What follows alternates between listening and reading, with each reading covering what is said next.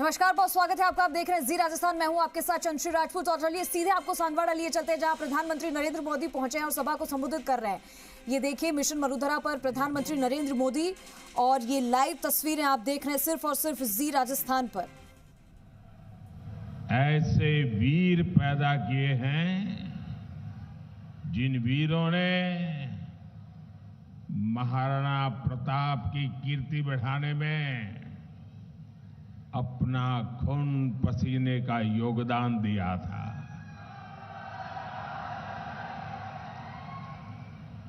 मैं कालीबाई के बलिदान को,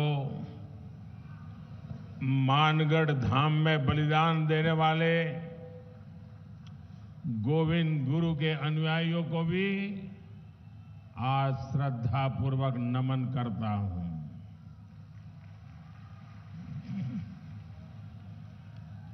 मेरे परिवारजनों,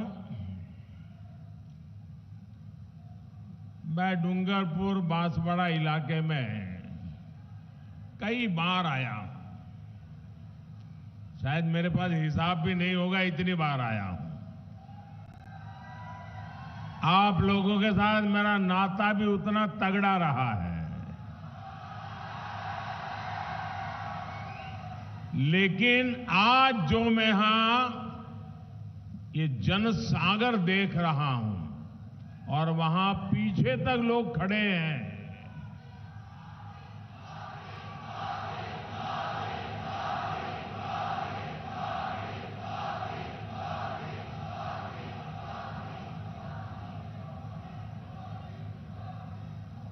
मैं सबसे पहले तो आदिवासी क्षेत्र हो, दूर दूर गांवों से आना हो, मैं आप सबको सचमुच में प्रणाम करता हूं, क्योंकि आप में से कई लोग सुबह 5-5, 6-6 बजे चले होंगे। ये प्यार, ये आशीर्वाद,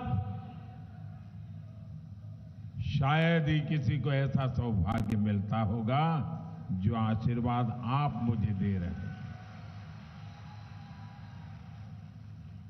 साथियों,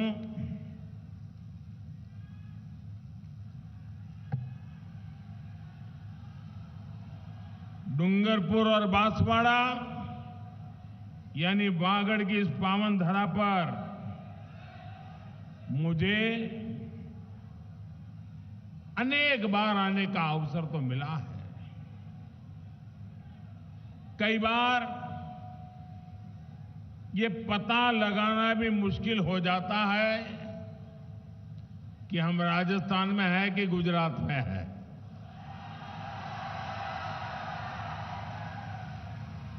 और यहां तो सैकड़ों सालों से मावजी महाराज का चौपड़ा खुलता रहा है। जिस धरती को सटीक भविष्यवाणी के लिए मावजी महाराज का आशीर्वाद मिला है, वहां ये साफ साफ दिख रहा है कि भाजपा आ रही है।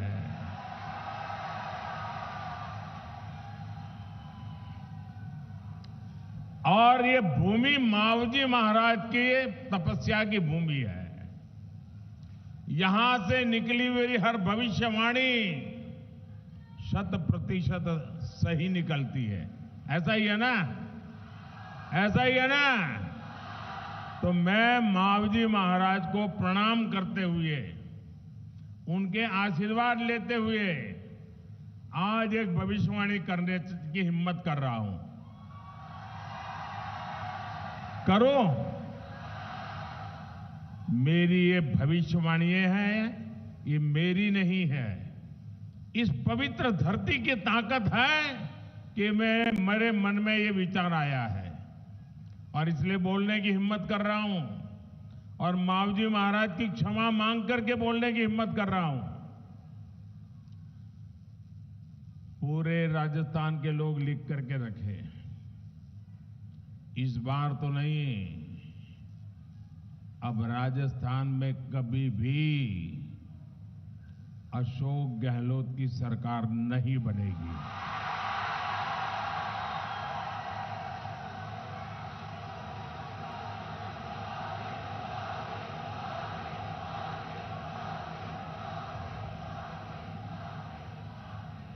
कभी भी नहीं। ये मावजी महाराज की धरती पर से बोले गए शब्द है और ये मावजी महाराज की धरती से बोला गया शब्द कभी गलत नहीं हो सकता है।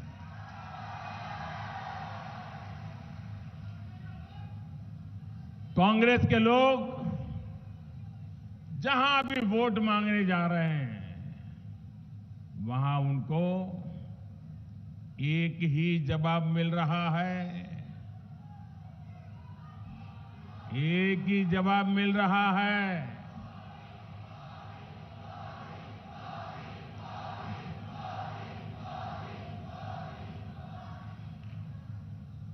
लोग कहते हैं, बच्चे बच्चे बोलते हैं, बूढ़े बोलते हैं, बुजुर्ग बोलते हैं, वृद्ध माताएं बोल रही हैं, महिलाएं कह रही है, गहलोत जी, गहलोत जी, कौनी मिले वोट जी, गहलोत जी, कौनी मिले वोट जी। और अब तो ये बात राजस्थान में सोशल मीडिया में बच्चों में जैसे स्पर्धा चल पड़ी है। हर घर से बच्चे वीडियो पर ये वाक्य रख करके सोशल मीडिया में डाल रहे हैं। बच्चे भी बोल रहे हैं, गहलोत जी, कौन ही मिले वोट जी। मेरे परिवारजनों, वागड़ क्षेत्र तो कांग्रेस के कुशासन का बहुत बड़ा भुक्तभोगी रहा है। कांग्रेस के कुशासन से कैसे युवाओं के सपने चकनाचूर हुए हैं, ये डूंगरपुर के लोग अच्छी तरह जानते हैं। कांग्रेस सरकार ने राजस्थान में हर सरकारी भर्ती में घोटाला किया है। किया है कि नहीं किया है? घोटाला ही घोटाला किया है ना।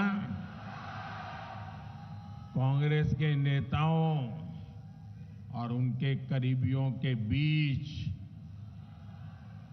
ऐसा कारोबार कि उनके बच्चे तो अफसर बन गए और आपके बच्चे चुन चुन करके बाहर कर दिए गए। ये आपके साथ जुल्म है कि नहीं है?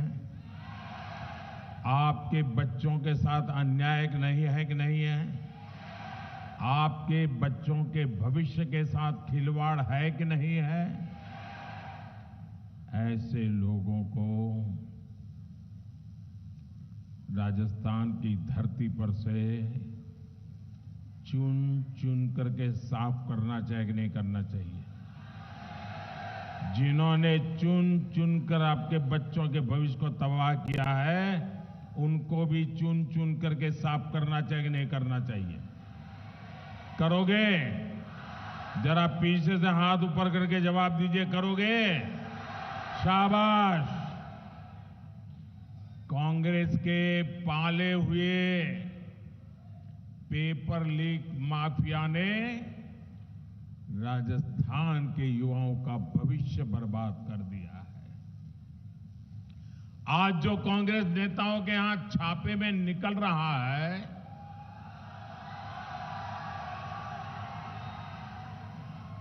आज जो लॉकरों से सोने की ईंटें निकल रही हैं, काले कारनामों की लाल डायरी, ये लाल डायरी के जो पन्ने खुल रहे हैं ना, वो कांग्रेस सरकार की लाल डायरी में काली सच्चाई है। मेरे परिवारजनों, लोकतंत्र ने आपको कुशासन वाली इस कांग्रेस सरकार को बदलने का मौका दिया है। ये मौका हाथ से जाने नहीं देंगे ना। कभी कभार एक छोटी गलती 5 साल भुगतने के लिए मजबूर कर देती है। आपका एक वोट भी कमल के फूल के अलावा किसी दूसरे तीसरे दल को मिला तो वो सीधा कांग्रेस को ही जाएगा। ये जो दूसरे लोग खड़े हैं ना, वो उनकी योजना से खड़े हैं। तो ऐसी गलती नहीं करोगे ना। ये जरा घर घर जाके समझाना। ये पिछली बार भी पाप कर गए, आपको आंखों में धूल झोंक गए, और इस बार नया नाम लेकर के कर रहे हैं। और इसलिए आपको याद रखना है, कांग्रेस का सुपड़ा साफ करो। राजस्थान को दंगों, अपराधों, बहनों बेटियों पर अत्याचार और भ्रष्टाचार से मुक्त करो। राजस्थान से कांग्रेस की विदाई इसलिए भी जरूरी है ताकि यहां केंद्र सरकार की हर योजना तेजी से लागू हो। मोदी कितना ही चाहे, आपको कितना ही प्यार करे, सब कुछ करने के लिए पैसे भेजे, लेकिन जयपुर में अगर ऐसे लोग बैठ जाए कि पहुंचेगा ही नहीं, तो मोदी भी क्या करेगा।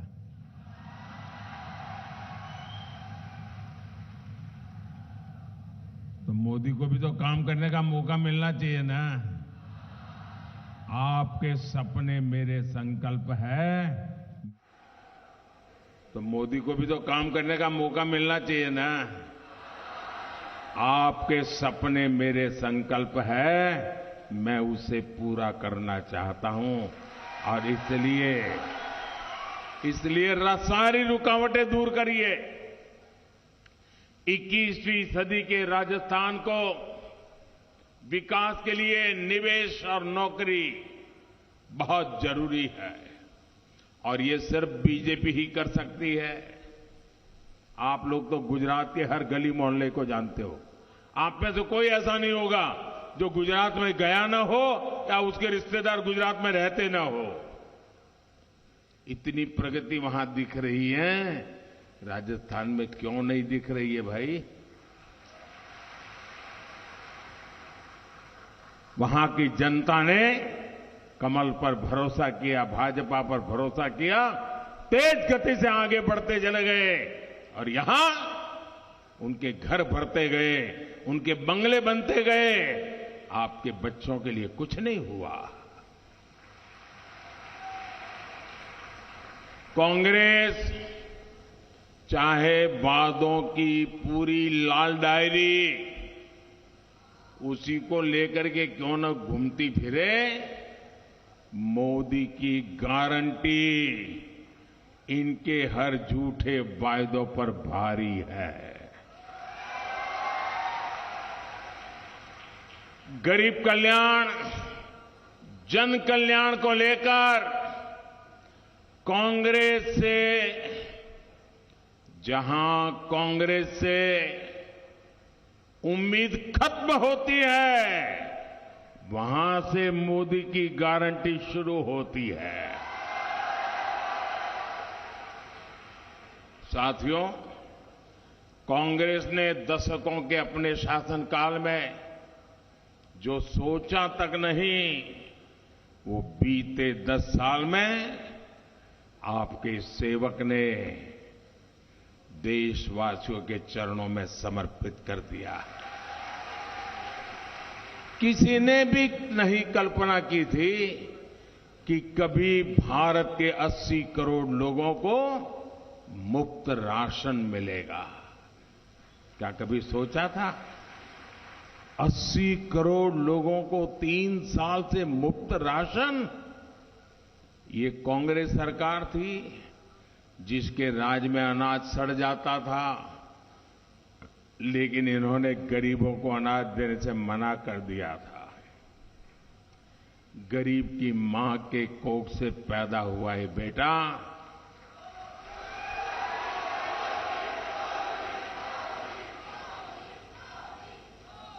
वो आपकी चिंताएं समझता है, आपकी मुसीबतें समझता है, और इसलिए आपके इस सेवक ने संकल्प लिया है कि मुफ्त राशन की ये योजना आने वाले 5 साल तक चालू रहेगी। साथियों, कभी गरीब को मुफ्त इलाज मिलेगा,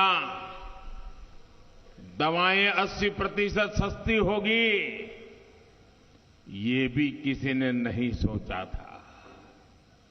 मोदी ने आयुष्मान भारत योजना और जन औषधि केंद्रों से ये भी संभव कर दिखाया। कांग्रेस ने तो गरीब को, आदिवासी को झुग्गियों में रखा, खुले में शौच के लिए मजबूर किया। कांग्रेस ने गरीब को धुएं में जीने के लिए मजबूर रखा, पानी के लिए दर दर भटकने के लिए मजबूर किया। देश की करोड़ों बहनों ने कांग्रेस से कभी उम्मीद भी नहीं की थी उन्हें इन मुश्किलों से मुक्ति मिलेगी।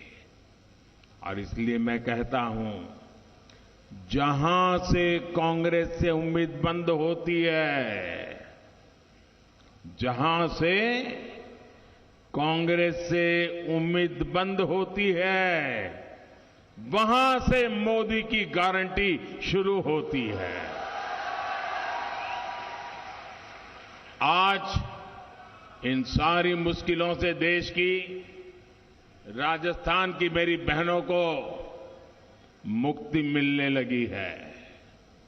मेरे परिवारजनों, हमारे देश के करोड़ों आदिवासियों को कांग्रेस ने कभी नहीं पूछा। ये भाजपा है जिसने आदिवासी कल्याण के लिए अलग मंत्रालय बनाया। ये भाजपा है जिसने आदिवासी कल्याण का बजट भी कई गुना बढ़ा दिया। कांग्रेस के समय में 8 या 10 वन उपज, उस पर ही एमएसपी मिला करती थी। भाजपा सरकार में अब करीब करीब 90 वन उपजों पर एमएसपी मिला करती है। आपका पशुधन सुरक्षित रहे, इसके लिए भाजपा सरकार 15,000 करोड़ रुपए से पशुओं का टीकाकरण का अभियान चला रहा है। जैसे हमने कोविड में लोगों को मुफ्त वैक्सीन दिया था ना, आपको वैक्सीन मिला था ना, मुफ्त में टीका लगा था ना, अब मोदी पशुओं के लिए भी मुफ्त टीकाकरण कर रहा है, हजारों करोड़ रुपए लगा रहा है। आपको याद है ना कि इसी गहलोत सरकार ने अपने दूसरे कार्यकाल में वन क्षेत्र में मवेशी चराने पर, आपको याद होना चाहिए, भूलना मत, मवेशी चराने पर, घास काटने पर जुर्माने को 500 से बढ़ाकर 25,000 कर दिया था। याद है? ये तो बाद में जब भाजपा सरकार आई तो उसने ये गहलोत के पापी निर्णयों को खत्म किया था और आपको बचा लिया था, भूलना मत। कांग्रेस गरीब आदिवासियों से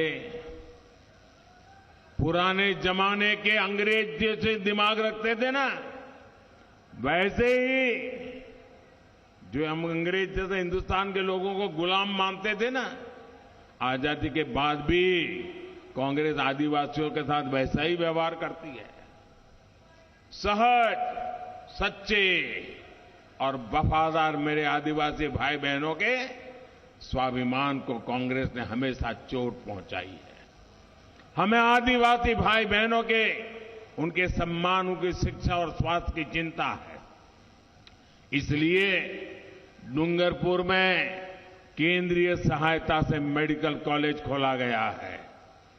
बांसवाड़ा में गोविंद गुरु जनजातीय विश्वविद्यालय भाजपा सरकार ने प्रारंभ किया। प्रतापगढ़ में महाराणा प्रताप के नाम पर आर्म्स बटालियन के गठन के लिए भूमि का आवंटन कर दिया गया है। आदिवासी क्षेत्र की वर्तमान में चल रही रिक्तियों, उसको भी सरकार बनते ही जल्द से जल्द भरी जाएगी। मानगढ़ धाम के विकास को पूरा करने के लिए भी भाजपा सरकार यहां पूरी शक्ति से काम करेगी। जिस प्रकार पूरे देश में अपने तीर्थों का भाजपा सरकार कायाकल्प कर रही है, वैसे ही मानगढ़ और बेणेश्वर धाम का विकास होगा। डूंगर, बरंडा और बांसिया चरपोटा जैसे हमारे आदिवासी नायकों को भी उचित सम्मान भाजपा ही दे सकती है। साथियों, कांग्रेस कभी अपने एक परिवार के आगे किसी को नहीं देखती। जो कांग्रेस के परिवार की ओर आंख उठाकर भी देख लेता है, कांग्रेस उसे नीचा दिखाने के लिए कोई कसर बाकी नहीं छोड़ती। कांग्रेस ने बाबा साहब के साथ भी यही किया। कांग्रेस ने सरदार पटेल को भी इसी तरह अपमानित किया। भाजपा ने बाबा साहब आंबेडकर से जुड़े प्रमुख स्थलों को पंच तीर्थ के रूप में विकसित कराया है। आप सभी के सहयोग से आज गुजरात में केवड़िया में एकता नगर में विश्व की सबसे ऊंची सरदार वल्लभ भाई पटेल की प्रतिमा, और मैं तो आप डूंगरपुर के लोगों को कहूंगा, कोई परिवार ऐसा नहीं होना चाहिए जो स्टैच्यू ऑफ यूनिटी न देखा हो, सरदार पटेल का एक भव्य स्मारक नहीं देखा है। आप कार्यक्रम बनाइए, जाइए, आप देखेंगे कैसा बड़ा सम्मान सरदार पटेल को हमने दिया है। वे तो कोई भाजपा के कार्यकर्ता नहीं थे, लेकिन जो देश के लिए करते हैं ना, हम उनके लिए जीते हैं। हर रोज हजारों लोग स्टैच्यू ऑफ यूनिटी को देखने के लिए वहां जाते हैं, लेकिन आज तक कांग्रेस का एक भी नेता स्टैच्यू ऑफ यूनिटी नहीं गया, और यही कांग्रेस की सच्चाई है। और इसलिए ये कांग्रेस से बहुत सावधान रहना। कांग्रेस न दलितों की है, न पिछड़ों की, न आदिवासियों की, न गरीब की। कांग्रेस सिर्फ और सिर्फ एक परिवार की गुलाम होकर रह गई है। कल मैं जयपुर में रोड शो कर रहा था।